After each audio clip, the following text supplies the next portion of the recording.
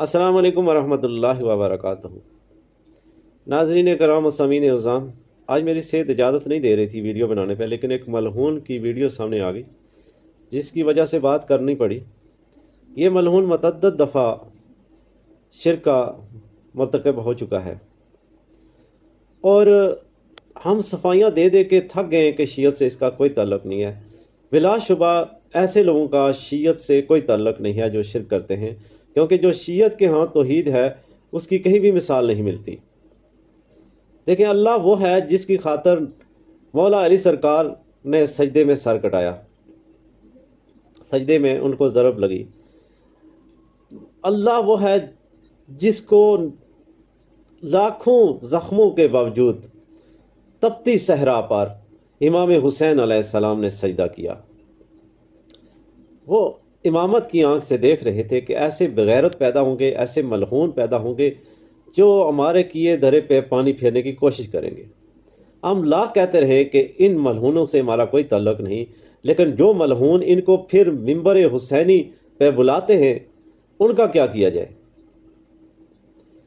यार निकलो इससे, कब्र में जाना है। इमाम हुसैन अलैहिस्सलाम ने शफात उसी की करनी है जो उनका पैरोकार होगा।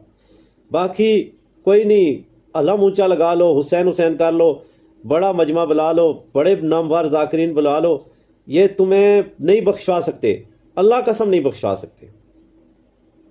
जब तक तुम्हारा अमल, जब तौहीद ही नहीं है आप लोगों के पास, तो आगे कहाँ जा रहे हो। तौहीद के बगैर आपकी बेस ही नहीं है। जब अल्लाह को आप वादा शरीक नहीं मान रहे तो आपका फिर क्या रह गया पीछे। कभी किसको ला के ये अल्लाह के काम ये करता है। अल्लाह कुन फयाकुन का मालिक है। वो चाहता तो हज़ारों लाखों हुसैन, इस तरह के हुसैन वो एक कुन से वो बना सकता है।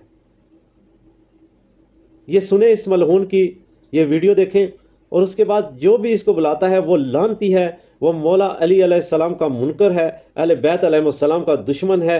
मौला अली अलैहिस्सलाम की औलाद ने तौहीद को, नबूवत को बचाने के लिए ये सारी सब ने जाने दी, सब शहीद हुए। और जब आप ऐसे मलहूनों को जो तौहीद पे वार कर रहे हैं बुलाएंगे तो आप उन लानतियों की साफ में खड़े होंगे। जहान में वो पेशवा हुसैन है, कुरान की रगों में भी जिसका लहू रवा रहे।